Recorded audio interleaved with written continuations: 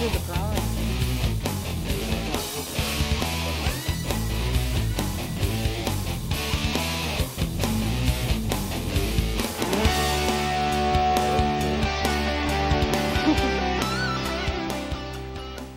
Hello, this is our second voyage on the SS Activate Worcester.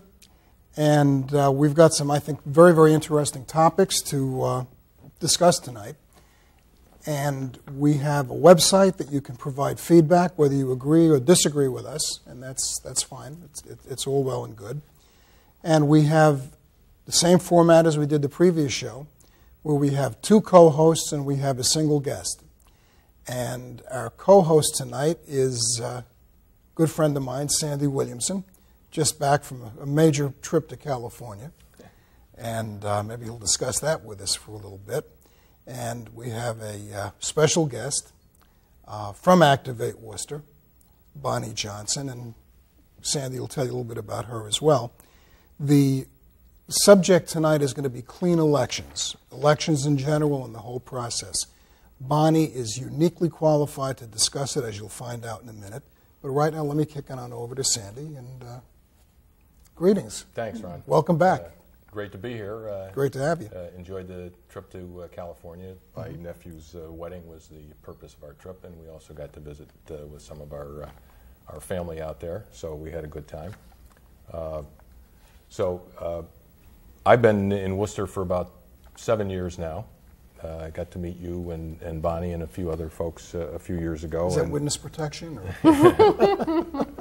And got for the first time, decided to stop yelling at the television and get involved with the administration of the money that we leave with our tax bills a little bit. So,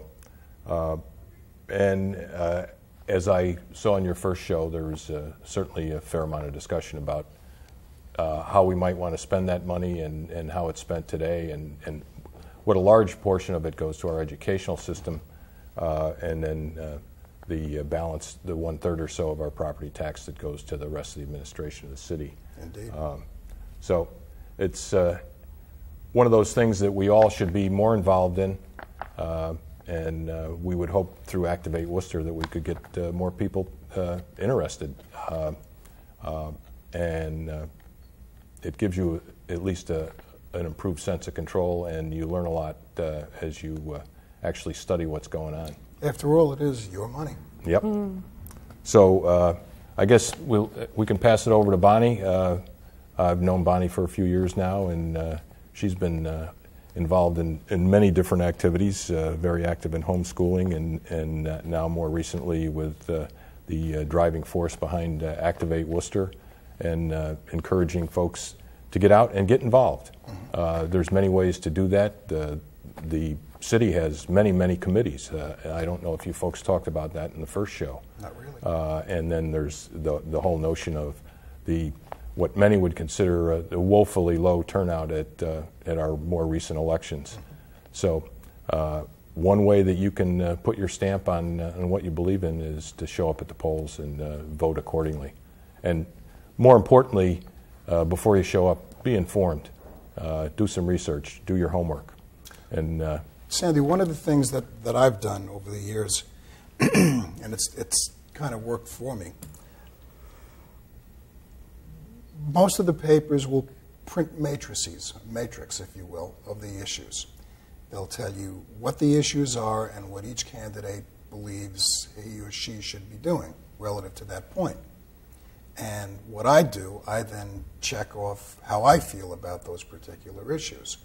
So regardless of party affiliation, that person who is most closely aligned with my particular philosophy gets my vote.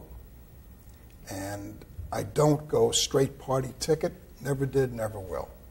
Well, and I think that's good advice for a lot of people, and frankly, that matrix that might show up in the local newspaper ought to be just a starting point. Particularly if you've got access to a computer, every one of those candidates generally has a website. There's plenty of opportunity to drill down and get more information. They all have a phone number. They all have email.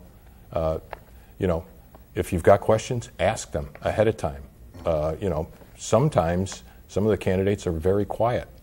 Why is that? Maybe they aren't interested in revealing their complete position on things from time to time. One way that they can reveal their positions, if you will, the T&G very regularly shows the roll call, what the issue is and how your different people voted. You can run, but you can't hide. That's the report card. And if you like the way your incumbent people are voting, continue to vote that way. Right, and you don't even have to depend on the T&G. I'm certain there's a website, I can't tell you what the URL is right now, where the roll calls are published in real time. Indeed. So any issues that you're interested in, or if you're not interested, just to sort of keep track on your local rep and see what direction they've been moving in. It's fairly simple to do if you have a computer. Become aware and be involved. Yep. Bottom line. Speaking of involvement, Bonnie has been very much involved in the entire voting process for the past several years. Bring us up to date, please. Started in 2010, and we thought, oh, we'll go sit at the polls and be poll watchers and see what goes on at the different polls. And so there were quite a group of us that went and sat at different polling places and tried to figure out what was going on. And through that process, the biggest observation I got was that people were coming in to vote and they weren't registered at their current address. And I watched warden after warden, because I went to many different precincts that day, have to either call City Hall or go back and figure out where they were registered. Most of these people were legitimate voters, but their addresses hadn't been updated. They were voting at places that they'd lived at 4 and 5 years ago. And I thought, this doesn't make any sense. There's something wrong here. So we started going to election commission meetings, and I finally asked the question, why are the rolls so out of date? And the answer is that there is a state law that requires our town clerks, as every person, every resident of the city gets in January your city census.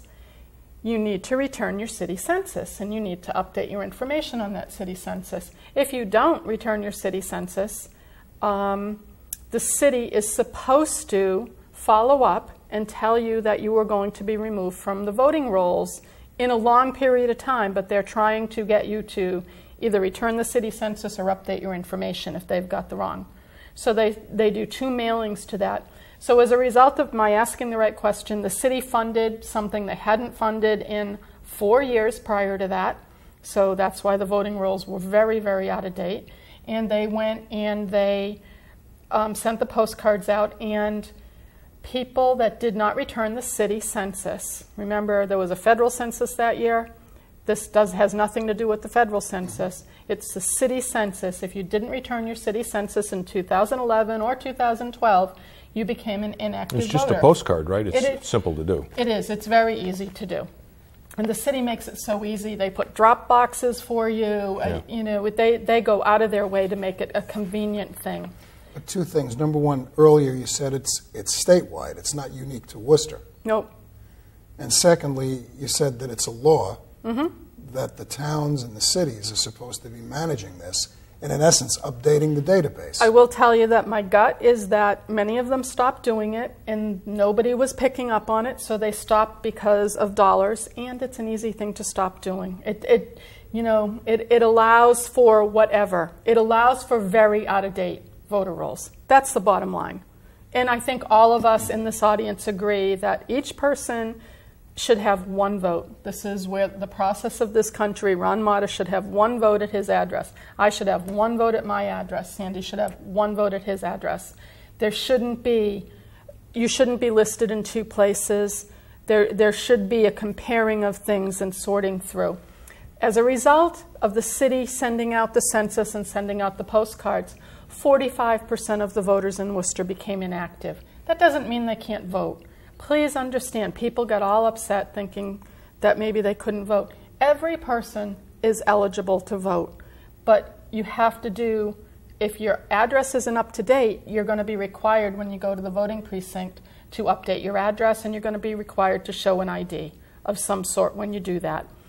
And there are rules and there are laws and regarding what you can and can't show. But I would encourage you, bring a photo ID. It's easy to bring a license. You can also bring a telephone bill with your name on it, but it has to be a landline. You can also bring an electric bill, and it has to have your name on it, and the mailing address has to match what your current address is. However, the people that are currently listed as being inactive don't necessarily know that they're inactive until they show up and vote. That's right. Or think about it, I'm educating you here. If you didn't return your city census, you're probably inactive. The inactive rate in Worcester has gone up to 56% of registered voters are currently inactive.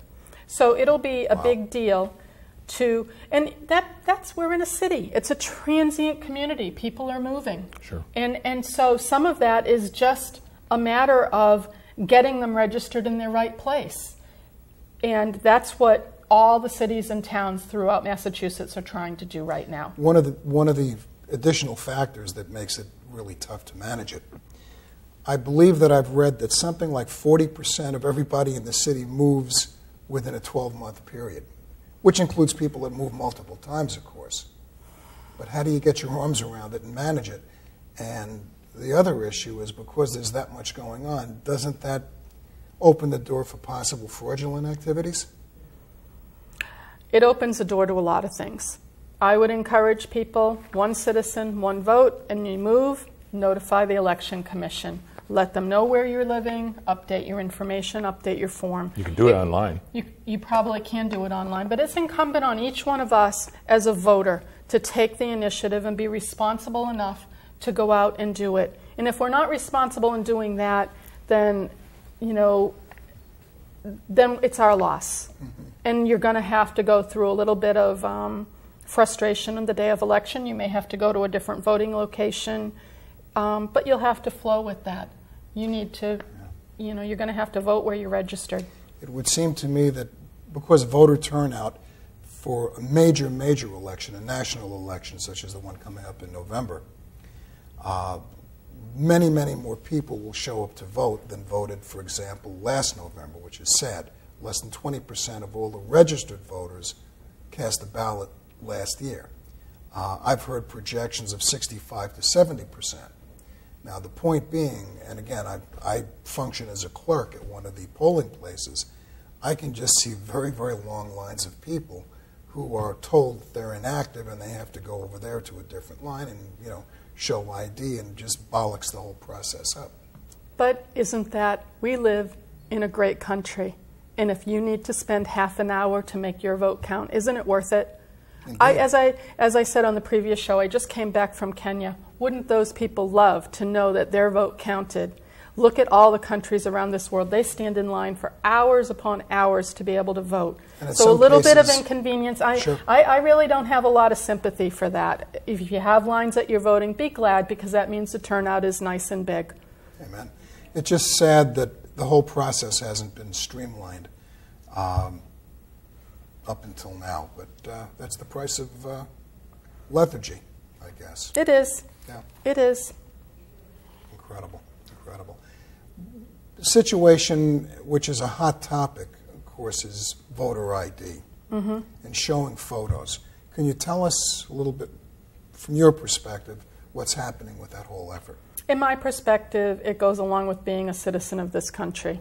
The ability the responsibility to show your photo that you are who you say you are when you go to vote. There is way too much room open for someone else to vote in your place. And I know it happens, and it's very hard to prove. And when it happens, there's nothing you can do. Nobody is filming the voting locations, because you can't. Even as a poll watcher, I saw things I tried to bring to the Election Commission's attention, but they really don't want to hear it unless you can prove it. Well, you can't prove it unless it's a video, because even if 2 people saw it, our word of mouth wasn't enough for them. And they've tried to correct and change much of it. I mean, we've been working really well with the Election Commission and improving the ability and accuracy of the votes that go on in the city. But it's very hard to prove fraud. So I'm much more of a proponent of let's have clean elections. Clean elections mean you show your ID to vote. Clean elections mean Sandy gets to vote once where he votes. He's got a house in another location. He should only have one vote in this country for any given election. And he should have to show his ID, because on your ID, on your driver's license, is going to have your residence, and that's where you should be voting. Are there any incidents that you can think of, recent incidents, either in the state or out of the state, that indicate that people are being signed up when they shouldn't be signed up to vote? There is an organization out there right now that's voter, I forget the name of the organization, sorry, but I know, I just read an article about this organization. The town clerks and the city clerks in Massachusetts are getting inundated with address change forms. And I don't necessarily think that's a bad thing. However, in Washington State, it has been proven that the same organization is sending people, households, registrations for dogs and cats at that household. And I don't understand how that's happening. And it's kind of scary to me. I'm flabbergasted. It's definitely happening in Washington State. Well, you know, there have been, and therefore it's happening in other places, because this organization is nationwide. There have been rumors for a long time that the dead vote in perpetuity in Chicago. After all, their rights continue on. So I just talked to a man who, at the last election in on the North Shore, Gloucester.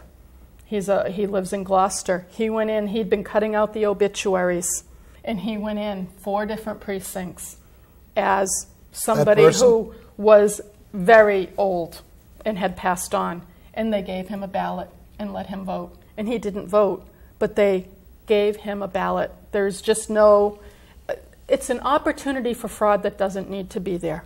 That's why I think we need clean elections. That's why we need to require a voter ID, a photo ID. And if someone doesn't have a photo ID, Ron, we need to help them get one. How do you do that? Anyone who needs a photo ID and doesn't have one, log on to Activate Worcester. We will help you get a photo ID. It is not that hard. You go to the Registry of Motor Vehicles. We'll find a funding source for it, but and we'll give you a ride. We'll give you a ride. We'll pick you up. We'll wait for you at the registry. And this is regardless of political orientation or absolutely party affiliation? I feel so strongly about every citizen of this country should have an ID that allows them to travel on planes, that allows them to get Sudafed. What else do you need an ID to do in this country? Many things. Lots of things. Yeah. I mean, so I feel bad for these citizens that don't have a photo ID. I feel strongly enough to have an ID to open a bank account. So I feel so bad for these people that don't have one that I honestly believe we need to help them get one. And I challenge you, log into Activate Worcester, put your note, and in part of it say, call me, I need an ID. I mean, you've done work at the Senior Citizens Center too. It's always alleged that some of the older citizens are those that don't have the requisite ID. Maybe we should check up there and find out, because whenever I see the allegations about who will be disenfranchised, there's never any real data that shows up. I've got an interesting, Please. I guess, anecdote here. South Carolina has, as you may know, has a voter ID law. And let me read this quote from their governor, Nikki Haley. "There's nothing we want more than to make sure every person in South Carolina has the right to vote. And we're not just talking about it. We did something about it. We had an 800 number. We opened the lines for 2 weeks. We said, anybody that needs a ride to motor vehicles, we will take you. We'll help you get the ID that you need. The people who were against this said there were thousands and thousands of people that can't get to the DMV. Do you know how many people actually got rides? Less than 30 people across the entire state of South Carolina took them up on the ride to the DMV to get their ID. So undoubtedly, there will be people that have a problem. There's 31 states that have some form of voter ID right now. I believe 15 actually have a picture ID requirement. The other 16 do not. They have other various levels of ID requirement. And several are, of course, as we know, under pressure from the DOJ regarding their voter ID laws. All 31 of those states with voter ID laws have a provisional ballot available to anyone that comes in without an ID. Provisional ballot. Provisional ballot, Okay. which all that means is we'll take your vote, set it aside over here, And verify. and then, Massachusetts has that. and then in some reasonable period of time, come back and show us your identification that proves that you are who you said you are, and everything's good. So the whole notion that people will be afraid to go to the polling place because they don't have an ID, I'm unclear on. I grew up on the western border of Massachusetts in a little state called New York, and when I first voted, when you went to register, you had to sign a document in several places, and then when you went to vote, in the voter rolls, there was your signature was next to your name, and there was a spot for you to sign again when you signed in. So now the folks at the polls clearly aren't handwriting experts, but there was at least some reasonable comparison. You didn't even have, maybe your address had changed, but at least there was some evidence that you were who you said you were, or you're the same person that signed up originally and had some proof of who you were. I have a business associate who's got family in New Orleans. And New Orleans has always been considered kind of a shaky place with lots of little things going on. And they have exactly what you just described. You must show a picture ID, and while you're there, you then have to do your signature, and they have somebody that checks both. And if it doesn't jive, you're out. You cannot vote. The other point that you bring up is something that I think is pretty significant. I keep hearing, both here in Worcester, throughout the state, and on a national basis, about people being disenfranchised for various and sundry reasons. Not being allowed to vote, being treated with a lot of disrespect at the polls, and so on and so forth. In other words, putting together an environment that would be considered intimidating.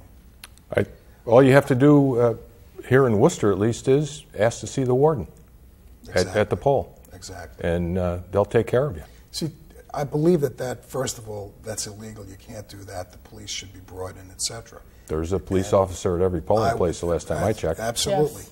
And I would be totally supportive of anybody who engages in that kind of activity being prosecuted to the fullest extent of the law, period.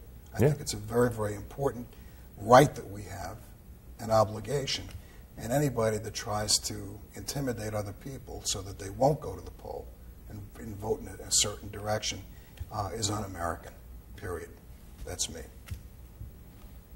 Well, there's plenty of anecdotes about one thing or another. You may remember it wasn't that long ago, I think the last election cycle, where a young fellow in the Washington, D.C. area went in and said his last name was Holder. And he was given a ballot. He claimed that he was the Attorney General. I wonder how the Attorney General would have felt if he had come in to vote. Well, and it turns out it turns out the fellow actually didn't. I know, but what if? That, and I do think that probably happens. We're just not as aware of it as we could be. So, some folks want to make a big deal out of it. I think if there's one place that we can all have an equal opportunity, it's in the exercise of our voting franchise. Mm-hmm. And if scrambling around to prove your identity is really too much trouble, then that's unfortunate. But here in Worcester, at least, Activate Worcester will help you. That's right. I mean, as a country, we're spending, beaucoup billions of dollars on foreign shores trying to give people in those areas the right to vote. And again, spilling our blood and our time and our treasure to make that happen. And here we have it, and they stay away in droves. Again, last election in this city, 4 out of 5 said, I've got something better to do than go out and vote today. Absolutely unacceptable. So I don't want to get off on that harangue, but that's no, but really it's not a harangue. I mean, we like to think of all the rights we have in this country, but frankly, there's some obligations that go along with that, and I think being a voting member of the citizenry is one of them. An informed voting member. Yeah, well, that goes without saying. Bonnie? May I also just, I brought in an absentee ballot form because I had received this from my daughter for last year. And I just thought I would also let you know that on the absentee ballots, anyone who's not going to be here September 6th or November 6th can fill out a form and get an absentee ballot today. They can fill out the form today. They won't get the ballot today. And those are available online as well. they're available online. You can do them on any form. You need to sign. You need to print. But I wanted to make you aware of a couple things. One is that if you are an inactive voter, you do need to provide a copy of identification so that your vote will count. Also, on the forms on your voting application, in my form, I got a pencil. I don't know if they do this in Worcester, but you need a number 2 pencil. I believe it's a number 2 pencil to fill out the form. Do not fill out those forms in pen, or the wardens and clerks have a very tough time. They will not go through the machine in pen. That's true. So I encourage you, if you're not going to be here and you want to vote, then you should be filling out an absentee ballot form. If your children are off to college, fill out an absentee ballot form, send it to them in college, and then call them up and encourage them to get their vote in. If folks contact Activate Worcester, will you be able to provide them with that information as well? Absolutely, and more. And once again, how do they get in touch with you? www.activateworcester.com, or you can call me on my cell phone and you'll leave a message, 508-335-5273. Can you repeat that for the West Coast? 508-335-5273. That's great. Thank you. You're welcome. And again, the title of the show is Activate Worcester.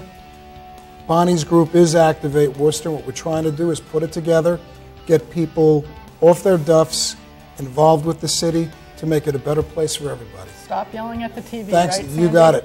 Thanks for watching. You bet. We look forward to seeing you shortly with our next show. Thank you very much. Thanks for watching.